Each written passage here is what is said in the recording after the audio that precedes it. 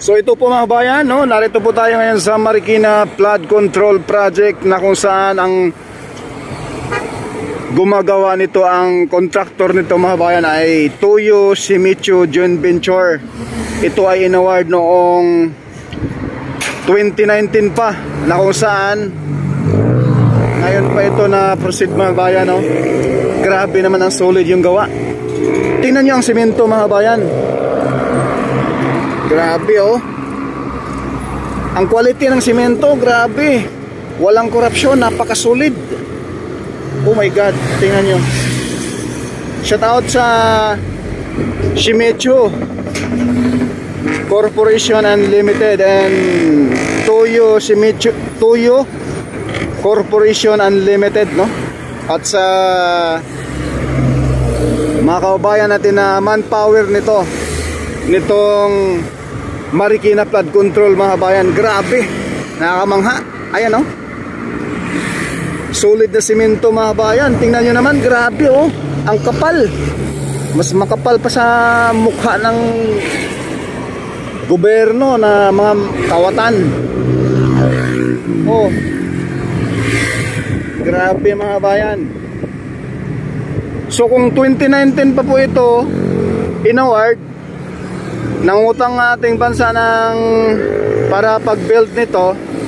So kapanahunan pa po ito ni dating Pangulong Duterte, no? Na ngayon ay tuloy-tuloy pa rin ang pagtrabaho. Grabe ang solid.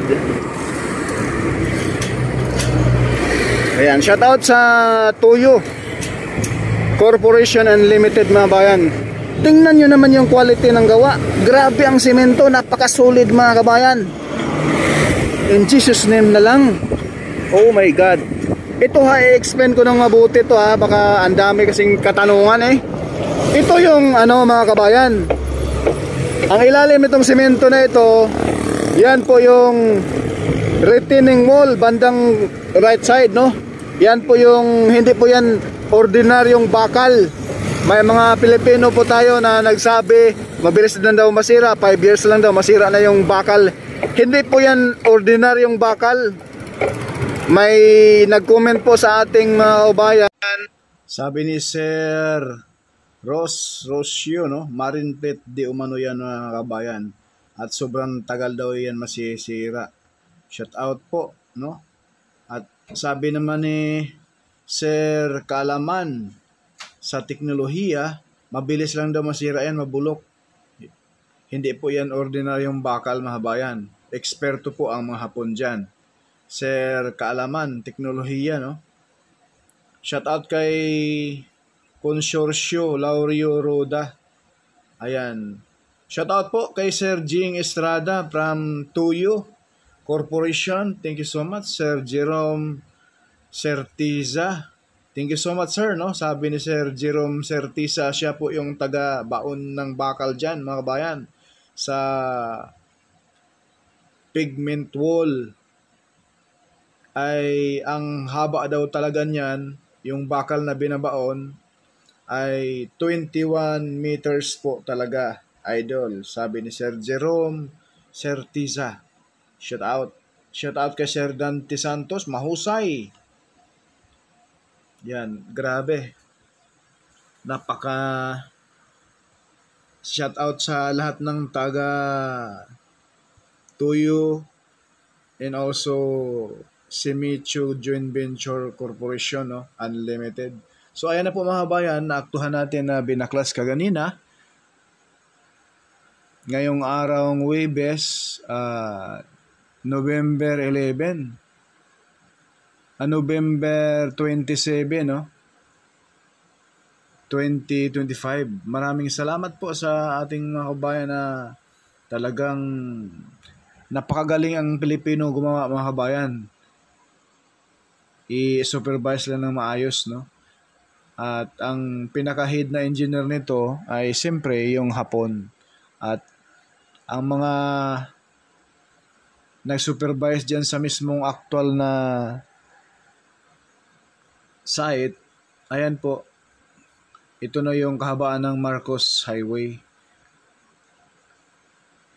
Ayan. So yung baba nito, ito na. Ayan po, ganina mga bayan, Hapon po yun or Pilipino, yung nakatingin dyan, nagmamasid dyan sa gawa ng ating mga kabayan. Ayan po, yung likod ng retaining wall, mayroon pa siyang latag na concrete cement. At ito po yung dati.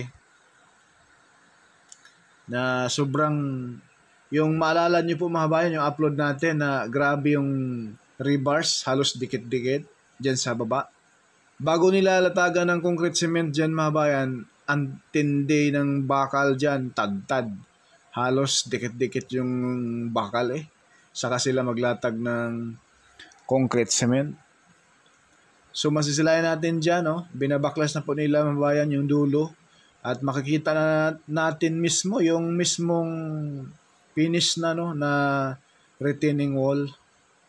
Napakakinis, napakaganda. Sobrang solid. Hindi tayo lugi nito, no? Ito pala ay in-implement noong January 2019, no? So, ibig sabihin sa dating Pangulo po ito. So, napakaswerte ni Pangulong Marcos ngayon dahil nag-aantay lang siyang matapos ito. At maswerte ang sambayan ng Pilipino dahil inaprobahan ito ni Pangulong Duterte noong kapanahonan niya. At talagang ito ay pang long-term solution. Base po sa ating nalaman mga bayan, itong pundo na flood control na ito ay aabot daw sa 10 billion.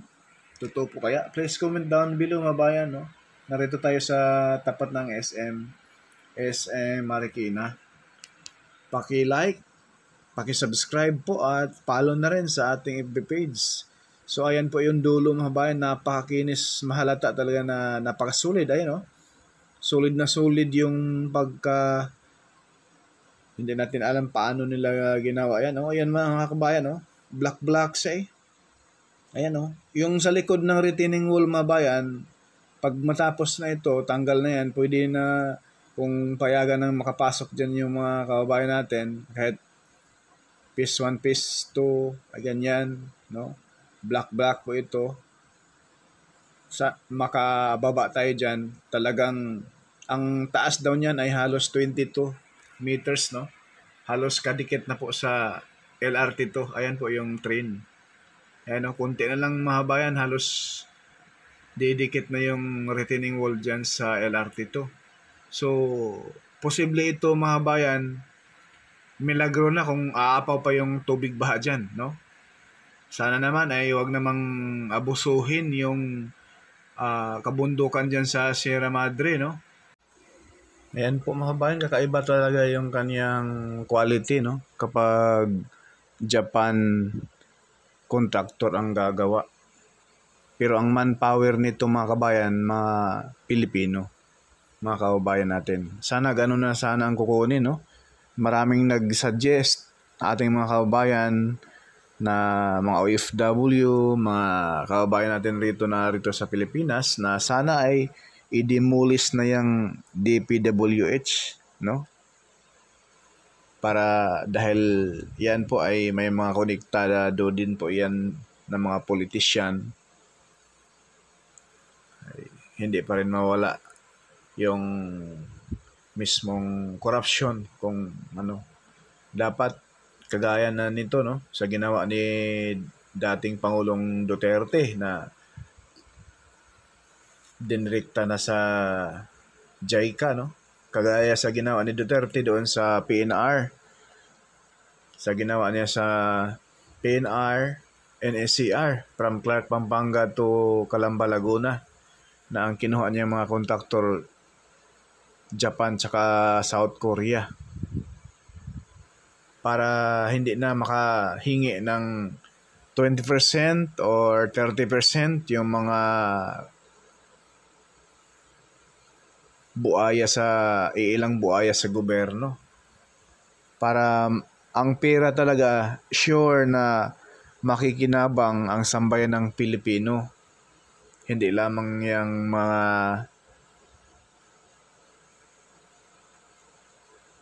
kawatan dyan sa gobyerno. Ayan po, sa dulo.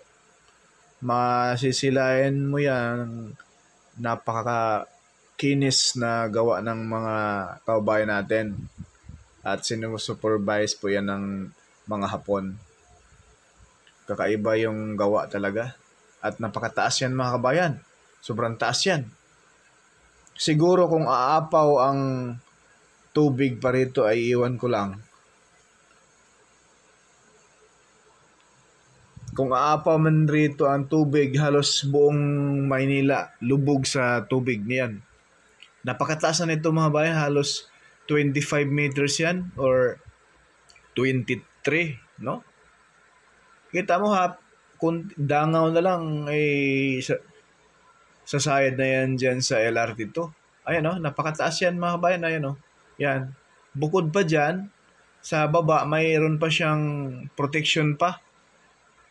At solid yan na semento at grabe yung rebars naman dyan. Yung nilatag pa lang nila yung rebars bago sila magbuhos dyan sa protection sa retaining wall. Ay nako.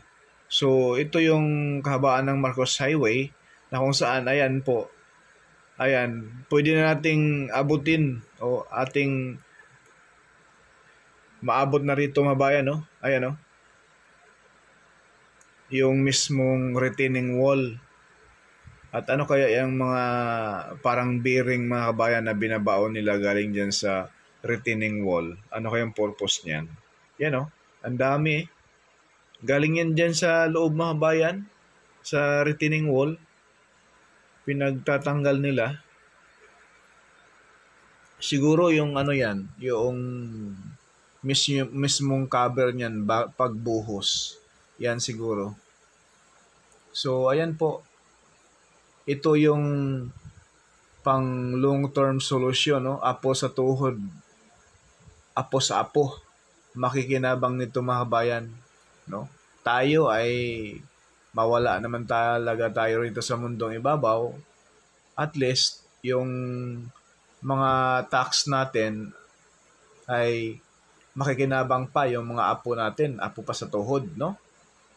Yun ang kagandahan dyan. Sana ganyan ang utak ng mga pangulo, no? Susunod ng mga pangulo sa pag-iisip ni Duterte na ang kinukuha talaga niyang mga kontraktor, mga Hapon. Kung may soft loan man ay direkta na. Nasa kontrata ay sige, pautangin kita Pilipinas. Pero ang mag-construct niyan para sure na makinabang ang sambayan ng Pilipino ay Japanese contractor din. O di kaya kagaya sa Korea, ginawa ng Koreano, no?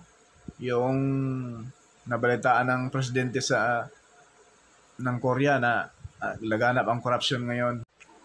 Binawi nila yung pautangin sana tayo, no? Para sa Aklan Boracay Bridge doon.